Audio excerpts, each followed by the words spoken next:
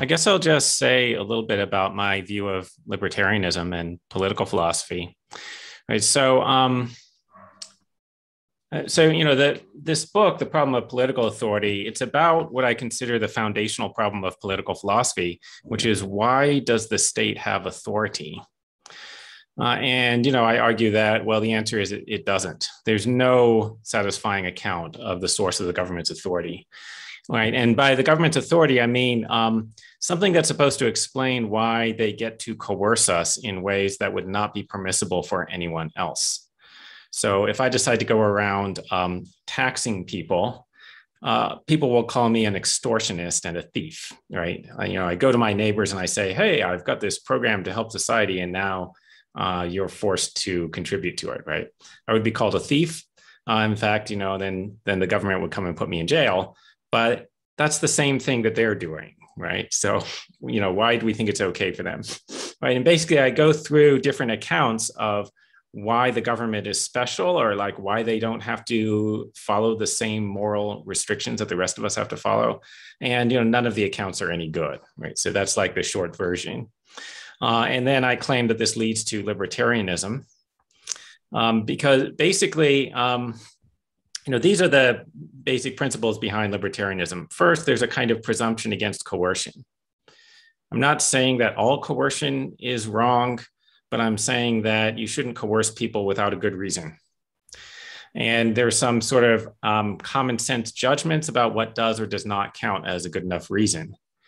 I don't have a complete account of what all the good enough reasons are, but but you don't need one in order to arrive at libertarianism. Right. So, for example, defending yourself from somebody else's coercion, that is a good enough reason to coerce people. Getting other people's money because, you want to donate it to charity, that is generally not considered a good enough reason. And that is not specific to libertarians. Rather, almost anyone will agree with that. If I go out and I try to forcibly take other people's money in order to give it to charity, almost everyone will say that I can't do that. Okay, so, presumption against coercion. Second principle is the coercive nature of government. That is, you have to realize that virtually everything that the government does is coercive, right? Maybe not actually everything, but almost everything. And in particular, the laws that they attach legal punishment to are coercive. So, if you break the law, generally some armed person will come. If the government discovers you, some armed person will come and try to kidnap you and lock you in a cage for some period of time.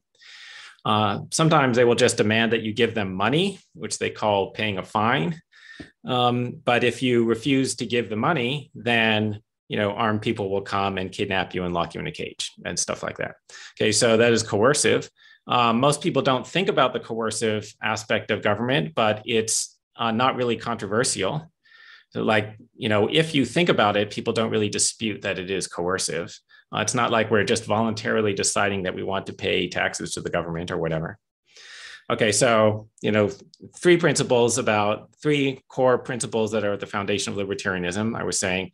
Number one is the presumption against coercion. Two is the coercive nature of government. And three is skepticism about authority. By skepticism about authority, I mean, I don't see why the government should not have to satisfy the same moral restrictions that the rest of us do. I don't see why different moral rules would apply to them. Right. And so if it would be wrong for us to go around stealing other people's money in order to give it to charity or whatever, or, in order to fund wars in other countries, looks to me like it's wrong for the government to do that. Okay. You arrive at libertarianism from this because the things that the government is doing that libertarians oppose are just the things that everyone would oppose if anyone other than the government was doing it, right? So if you think about it, in America, there are various gun control laws, right? Restrictions on what guns you can own or, what you can do with them, whatever. If I decided to impose those restrictions on other people, just like anyone else, because I just decide this is a good idea, people would say that's wrong. I can't do that. right, collecting money to give it to the poor. If I decide to do that, everyone would say that that was wrong. That's not specific to libertarians or conservatives or, leftists or whatever. That's just like a mainstream ordinary view. Okay, so I claim that the actual difference between libertarians and everyone else is in the third principle, skepticism about authority, not the first two. Ordinary people are not really disagreeing with me about the presumption against coercion or the coercive nature of government. They're disagreeing about authority. They think the government is special. However, practically no one has an account of why the government is special. Like if you just talk to ordinary people, hardly anyone can actually answer why the government gets to violate the moral principles that apply to everyone else. If they do give an answer, it's easily refuted within 30 seconds, right? Because they didn't think past the very first stage. Like, well, there's a social contract. We all agreed to have a government. And then you point out that actually we did not. That actually, as a matter of empirical fact, nobody ever made that agreement. And then right. Anyway, okay, so my defense of libertarianism differs from the traditional defense of other libertarians, like, Ayn Rand or Murray Rothbard, in that I'm emphasizing, this third principle, skepticism about authority, and I spend my time talking about that. The other libertarians traditionally emphasize the point about coercion, and they traditionally take a very strong stance, right? They take a very strong moral, very strong moral position. Like they take an extreme moral theory and dogmatically insist upon it, and then, try to deduce libertarianism from that. I think that's a bad approach because, first, you don't need that extreme moral theory. You just need common sense morality. And, that's not the actual source of disagreements with non-libertarians. The actual source of disagreements is that they think that the government is subject to different rules from the rest of us. And that's what you should spend time talking about. Also, if you point out this thing about authority, it actually puts the statist on the defensive. It now becomes their obligation to say why they think the government is special, as compared to the traditional approach where, you give some sweeping moral theory, and then it's your obligation to defend that theory, right? Which, by the way, is not going to work out very well because there are always tons of counterexamples, right? When you give this sweeping theory, like it's always wrong to initiate the use of force, right? And then people just start giving these counterexamples, and then you sort of dogmatically insist that they're not really counterexamples or whatever.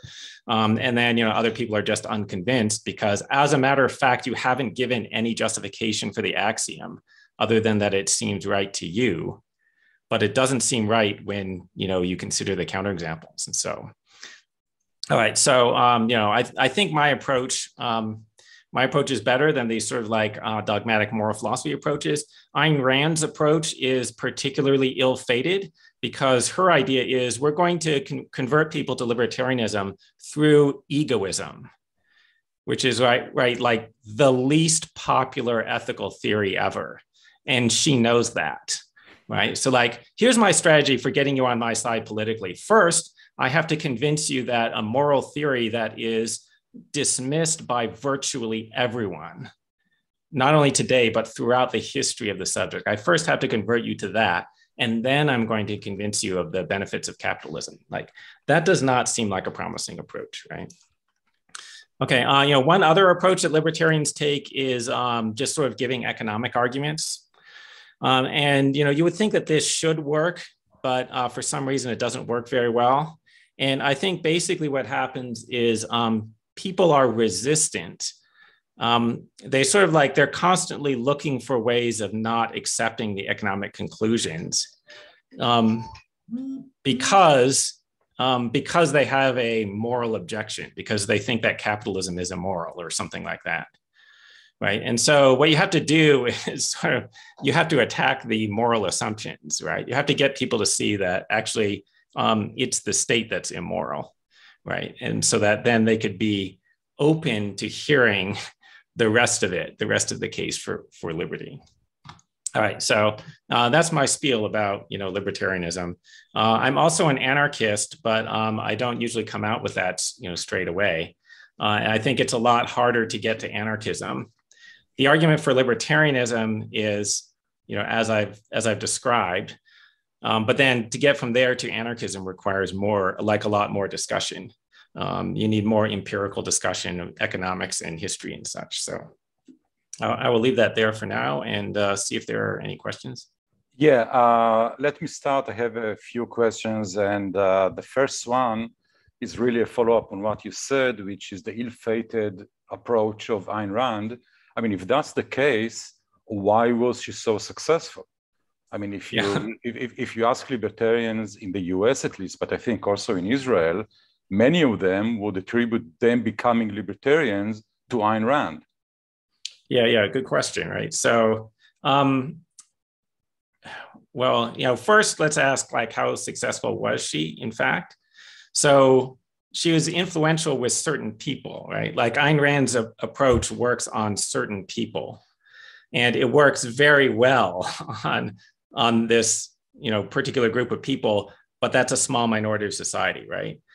The vast majority of society is totally alienated by Ayn Rand's approach, right? So there are a bunch of people who love her, but there's also a lot of people and more people who absolutely hate her, right?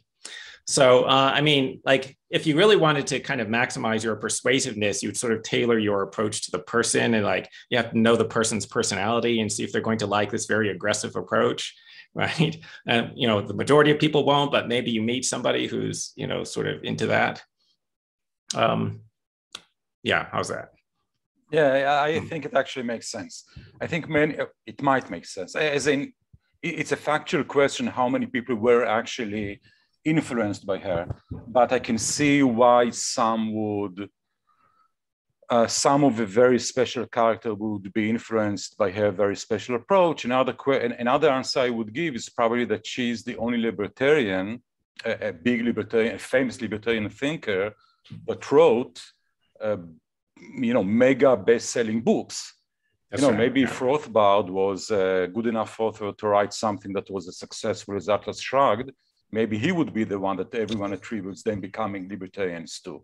So maybe maybe you need to be a brilliant author. Although, that's a good point, right? You can argue how brilliant she was, but you see my point. Yeah, no, Rothbard is also he's a similar style of writer, and he's also very skilled at it, but he's not a novelist. Yeah.